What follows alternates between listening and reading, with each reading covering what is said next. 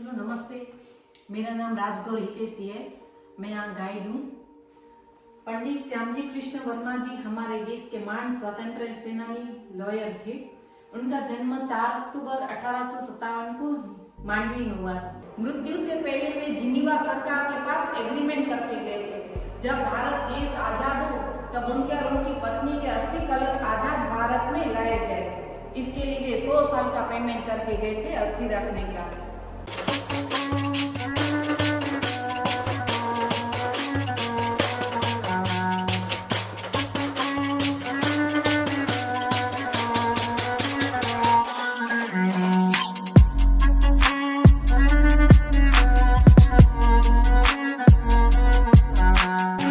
तो इसी प्रकार था ये सुंदर सा जैन मंदिर।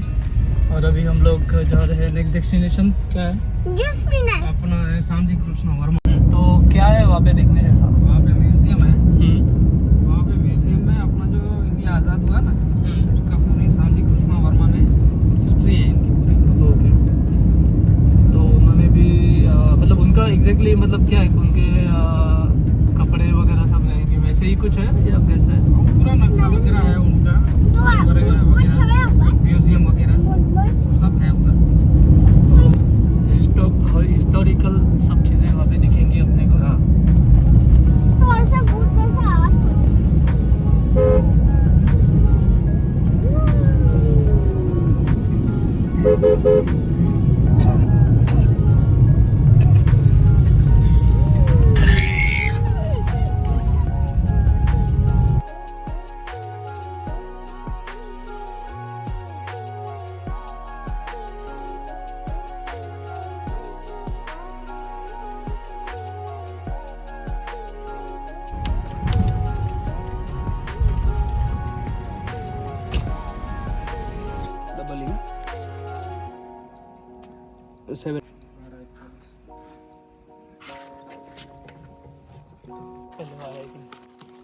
कैमरा इज़ नॉट अलाउड, तो मेरा कैमरा हम लोग ने वहाँ पे जमा कर लिया है।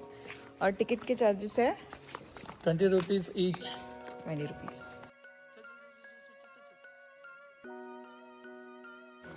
Welcome to Shyamji Krishna Varma. चलो नमस्ते, मेरा नाम राजगौर हितेशी है। मैं यहाँ गाइड हूँ। पंडित श्यामजी कृष्ण वर्मा जी हमारे देश के महान स्वतंत्र सेनानी लॉयर थे। उनका जन्म 4 अक्टूबर 1857 को मांडवी में हुआ था। ये 1857 का जो संग्राम हुआ था हाँ। उनका बर्थ हुआ था। 1857 की अर्ध शताब्दी लंदन के इंडिया हाउस में मनाई गई थी। इसकी 50वीं वर्षगांठ। 1857 का जो संग्राम हुआ था इनमें 3 लाख सैनिक शहीद हुए थे। रानी लक्ष्मीबाई, तात्या टोपे, बहादुर शाह जफर, मंगल पांडे, ये सब 1857 के फ्रीडम फाइटर थे। यहाँ कच्छ बताया गया है।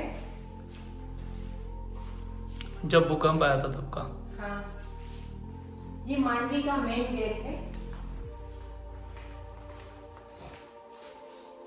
ये इनका बर्थ पैलेस है, मांडवी सिटी के अंदर है। ये इनकी माता जी है गोमती बाई। पंडित श्यामजी कृष्ण वर्मा जी जब 10 साल के थे तब इनकी माताजी का देहांत हो गया था। फिर इनकी परवरिश इनकी नानी माँ ने की थी। इनकी नानी माँ ने रामायण, महाभारत जैसे धार्मिक ग्रंथों का ज्ञान देती थी।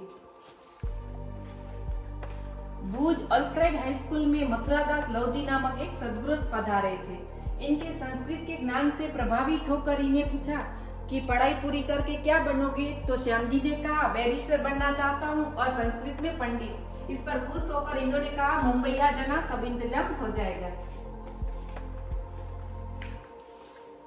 मुंबई विल्सन स्कूल में इन्हें स्कॉलरशिप प्राप्त हुई थी। गोकुलदास करसनदास पारेख की स्कॉलरशिप। पढ़ने में बहुत तेज थे श्यामजी कृष्ण वर्मा जी। मुंबई में विश्वनाथ जी की संस्कृत पाठशाला में संस्कृत सीखने जाते थे। पहले लाइट नहीं थी तो ये लालटेन रख के सब पढ़ाई करते थे। यहाँ से दूसरे नंबर के पगड़ी वाले वो श्यामजी कृष्ण वर्मा है। ओके। मतलब पूरा स्टोरी उनका बाबा साहेब अम्बेडकर जैसे हाँ। ही है ऑलमोस्ट।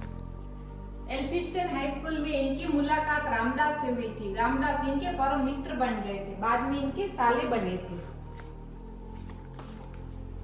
रामदास के पिताजी छबील दास श्यामजी कृष्ण वर्मा के ज्ञान से प्रभावित होकर इन्हें अपना दामाद बनाया था।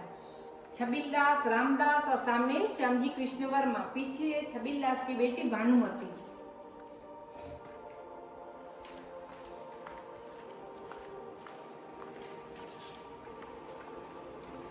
इनका शादी का 1875 में इनकी शादी हुई थी भानुमती जी से। भानुमती जी भाटिया थी और श्यामजी कृष्ण वर्मा जी भानुशाली थे। हिंदू रीति रिवाज के अनुसार इनकी शादी हुई थी।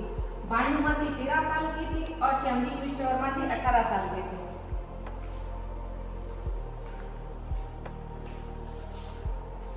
महान समाज सुधारक स्वामी दयानंद सरस्वती का जन्म मोरबी के पास टंकारा में हुआ था। इन्होंने गुरु विजयानंद जी से दीक्षा ली थी। इन्होंने सत्या प्रकाश नामक ग्रंथ लिखा था। वेदों की तरफ लौटो ये नारा दिया था। छबीलदास के घर स्वामी दयानंद सरस्वती जी पधारे थे। तब श्यामजी कृष्ण वर्मा के साथ इनकी फर्स्ट मुलाकात थी। स्वामी जी के सामाजिक धार्मिक सुधार के कार्यों से प्रभावित होकर इन्हें अपना गुरु बनाया था। स्वामी जी कहते थे हमेशा सत्य बोलिए। ये मूर्ति पूजा के विरोधी थे, सती प्रथा के विरोधी थे, बाल विवाह के विरोधी थे और विधवा पुनर्लग्न के समर्थन में थे।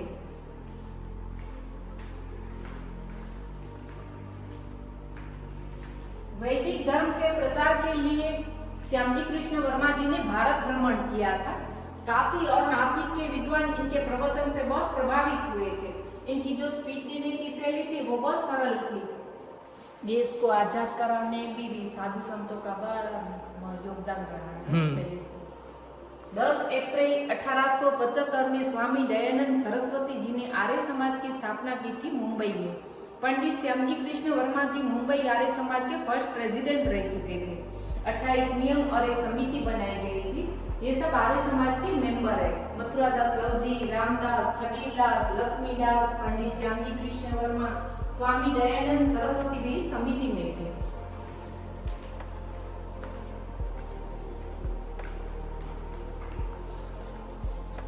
बनारस में इनकी संस्कृत की स्पीच से प्रभावित होकर काशी के पंडितों ने पंडित की पदवी दी थी। वे पहले से गैर ब्राह्मण थे जिन्हें पंडित की पदवी दी गई थी। पहले पंडित की पदवी सिर्फ ब्राह्मण को दी जाती थी। दादा भाई नवरोजी ने अपने अखबार राष्ट्रगोप्ता में इनकी प्रशंसा की थी। जब लंदन जा रहे थे तब इनके पास पैसों की तंगी थी कि उनकी पत्नी ने अपना ज्वेलरी दिया था, इसे बेचकर अपना सपना पूरा कीजिए।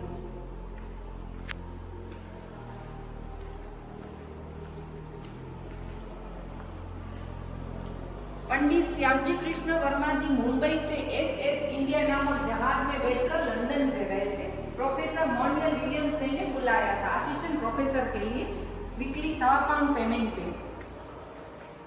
पंडित श्यामजी कृष्ण वर्मा जी ने 1,86,000 शब्दों में संस्कृत कोश का निर्माण किया था। इंग्लिश टू संस्कृत डिक्शनरी बनाई थी 6 साल में।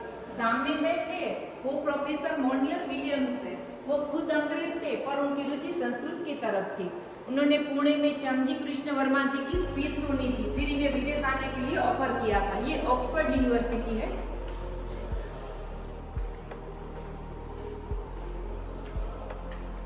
मुंबई के गवर्नर रिचर्ड टेम्पल की सिफारिश से कच्छ रियासत की तरफ से श्यामजी कृष्ण वर्मा जी को 100 पाउंड की स्कॉलरशिप मिली थी। बेलियन कॉलेज में इंडियन सिविल सर्विस के क्लासेस लेते थे। वहीं पर गुजराती, मराठी, संस्कृत पढ़ाते थे। 1882 में एम्पायर क्लब के सदस्य बने थे। हमारे यहाँ लॉटरी क्लब, लायंस क्लब होता है, एम्पायर क्लब था। वहाँ पैसे वालों के बच्चे ही बन सकते हैं, उद्योगपतियों के आप देख सकते हैं। पर वे ज्ञान से आगे थे इसलिए बनाया गया था। वे अपना स्टेटस खुद इस लेवल पर ले गए। संस्कृति का प्रचार प्रसार करते थे। संस्कृत हमारे भारत की जीवन का प्राचीन भाषा ऐसा उद्बोधन देते थे। इनर टेम्पल में कानून की पढ़ाई करने वाले फर्स्ट भारतीय थे श्यामजी कृष्ण वर्मा।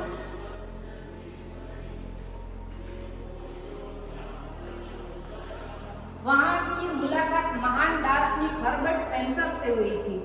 हर्बर्ट स्पेंसर के विचारों का श्यामजी कृष्ण वर्मा पर गहरा प्रभाव पड़ा था। इन्होंने 12 जितने ग्रंथ लिखे थे। हर्बर्ट स्पेंसर की शमशान यात्रा में श्यामजी कृष्ण वर्मा जी ने 2000 की ऐसी 5 स्कॉलरशिप जाहिर की थी और हर्बर्ट स्पेंसर ने अपना जो प्रिंटिंग प्रेस था वो श्यामजी कृष्ण वर्मा जी को सौंपा था। लंदन की धरती पर रहकर श्यामजी कृष्ण वर्मा जी ने एक न्यूज़पेपर निकाला था जिसका नाम था इंडियन सोशियोलॉजिस्ट। अंग्रेजों के देश में रहकर इनके खिलाफ लिखते थे। 1885 में वापस आए थे भारत। ऑक्सफोर्ड यूनिवर्सिटी से एमए और बार एटलॉग की पदवी लेने वाले फर्स्ट भारतीय थे श्यामजी कृष्ण वर्मा। इन्होंने 4 सब्जेक्ट में डॉक्टरेट की पदवी हासिल की थी, पीएचडी किया था। 1857 के संग्राम के बाद हिंदू समाज में बहुत सारे दूषण रह गए थे, कुरीवाज आ गए थे, लोग धर्म परिवर्तन करते थे। इन सबको बचाने के लिए आर्य समाज, ठाकरा समाज, ब्रह्मो समाज ये सब आगे आए थे। महाराष्ट्र में बाल गंगाधर तिलक ने गणेश उत्सव और शिवाजी उत्सव की शुरुआत की थी स्वराज प्राप्त करने के लिए। केसरी वृत्तपत्र। पंडित श्यामजी कृष्ण वर्मा जी 2 स्टेट के दीवान रह चुके थे, रतलाम और जूनागढ़। अजमेर में इन्होंने वकालत शुरू की थी विदेश से आने के बाद। उदयपुर के राजा ने इन्हें कैबिनेट मिनिस्टर बनाया था। रतलाम में बीमारी के कारण छोड़ दिया और जूनागढ़ में पॉलिटिक्स के कारण दीवान पर छोड़ दिया था। महाराष्ट्र में जब प्लेग का रोग फैल गया था तो चाफेकर बंधु ने मिस्टर रेन की खुलेआम हत्या की थी। फिर फिजिकली तपास के बहाने कर्जनवाल इन्हें परेशान करता था, इसलिए भारत छोड़कर लंदन चले गए थे। अपनी पत्नी के साथ लंदन जा रहे। लंदन में जो इंडिया हाउस है उसकी रेप्लिका बाहर बनाई है। 1 जुलाई 1905 को इंडिया हाउस की स्थापना की लंदन में। वहीं पर भारतीय विद्यार्थियों को स्कॉलरशिप देते थे और उनकी रहने की व्यवस्था भी वहीं करते थे। वीर सावरकर, मदन लाल धिंगरा, वीवीएस अय्यर जैसे बहुत सारे क्रांतिकारी इनकी स्कॉलरशिप से आगे पढ़ सके। जो स्कॉलरशिप देते थे इनकी 2 शर्तें थी। पढ़ लिख कर जब भारत में जाए तो अंग्रेजों की जॉब नहीं करनी और उनसे कोई लाभ भी नहीं लेना। आजाद भारत की फर्स्ट असेंबली में 50% सांसद इनकी स्कॉलरशिप से पढ़ के आगे आए थे। 1905 के अंत तक वे सेल्फ मेड मिलियनेयर बन गए थे। अपने दम पर कराते थे, सारी संपत्ति देश पर खर्च करते थे। लंदन में हाईगेट विस्तार में 3 माले की बिल्डिंग खरीदी थी जिसको नाम दिया था भारत भवन यानी कि इंडिया हाउस। इसका ओपनिंग हेनरी हिनमैन ने किया था। दादा भाई नवरोजी, मैडम कामा, लाला लाजपत राय ये सब वहाँ उपस्थित रहे थे। पहले 25 और बाद में 50 विद्यार्थी रह सके ऐसी व्यवस्था की गई थी। राजकीय प्रवृत्तियों के कारण इन्हें लंदन से पेरिस जाना पड़ा। पेरिस में फर्स्ट वर्ल्ड वॉर के बाद वहाँ रहना मुश्किल हो गया था, इसलिए वे जिनीवा स्विट्जरलैंड गए। आंखों और आंतों की बीमारी के कारण इनकी मृत्यु हुई थी जिनीवा स्विट्जरलैंड में। मृत्यु से पहले वे जिनीवा सरकार के पास एग्रीमेंट करके गए थे, जब भारत देश आजाद हो तब उनके और उनकी पत्नी के अस्थि कलश आजाद भारत में लाए जाए। इसके लिए वे 100 साल का पेमेंट करके गए थे अस्थि रखने का। उनकी मृत्यु के 73 ईयर बाद जब मोदी साहब सीएम थे तब उनकी अंतिम विश पूरी की। वे खुद जिनीवा गए और जिनीवा से उनके अस्थि लेकर आए 2003 में। 2003 में जब उनके अस्थि लाए तो पहले इनका बर्थ पैलेस मांडवी वहीं पर रखे गए थे। फिर 2010 में जब ये मेमोरियल तैयार हो गया तो यहाँ पर लेकर आए। जब वे एक्सपायर हुए तब उनका एज था 73 ईयर और उनकी मृत्यु के 73 ईयर बाद उनके अस्थि भारत आए। मोदी साहब ने एक सच्चे क्रांतिकारी को सच्ची श्रद्धांजलि दी उनके अस्थि लाकर। थैंक यू, आपने बहुत अच्छा इन्फॉर्मेशन दिया और मुझे लगता है कि ये इन्फॉर्मेशन देखने के बाद भारत के युवाओं को भी यहाँ पे आना चाहिए और देखना चाहिए कि स्वतंत्र मिला, बट स्वतंत्र किन किन चीज़ों से मिला है, उसके लिए कितने लोगों ने अपना सेक्रीफाइस दिया है और अपनी हिस्ट्री एग्जैक्टली क्या है ये सबको पता होनी चाहिए। और आपने सही में बहुत अच्छे से इन्फॉर्मेशन दिया, इसलिए थैंक यू। और ऐसे ही लोग आएंगे तो आप उनको अच्छा मार्गदर्शन करेंगे, ये आपके स्पीच से समझ में ही आ रहा है हमको। तो फिर से एक बार धन्यवाद आपका और अच्छा लगा आपसे मिल के।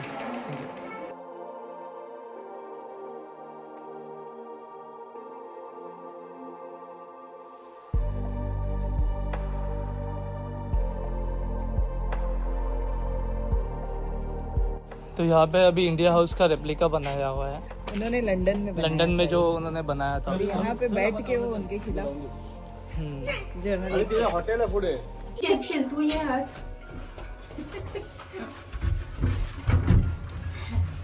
कोण कोण रेल असते ना अशी? टू ड्रैगन की छोटी नहर है कि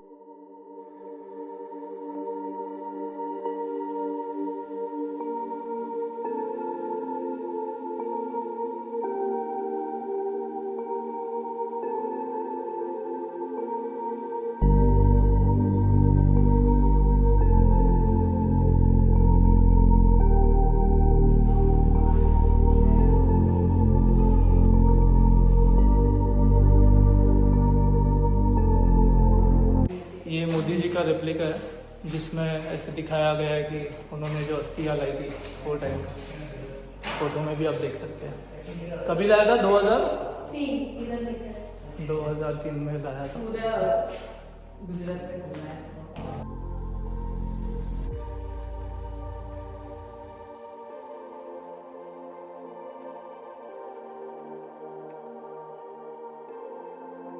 ये देखो उनकी जो लास्ट विश थी ना उसके बारे में यहाँ पे लिखा है कि राजकीय प्रवृत्तियों ने कारण तेमने इंग्लैंड छोड़ीने पेरिस जाना पड़ा। मतलब कि जो पॉलिटिक्स हो रहा था ना उनकी वजह से उनको इंग्लैंड छोड़ के पेरिस में जाना पड़ा। और फिर यहाँ पे लिखा है कि वो जब उनकी मृत्यु हुई ना 30 मार्च को उनकी मृत्यु हुई तो उनकी आखिरी विश ये थी कि उनका और उनकी बीवी का जो अस्थि है ना वो स्वतंत्र भारत मतलब कि अपना इंडिपेंडेंट इंडिया में ही भेज देना चाहिए करके वो उनकी इच्छा थी। और नरेंद्र मोदी ने वो यहाँ पे फोटो दिख रहा है, ये देखो नरेंद्र मोदी ने वो उनकी इच्छा पूरी की।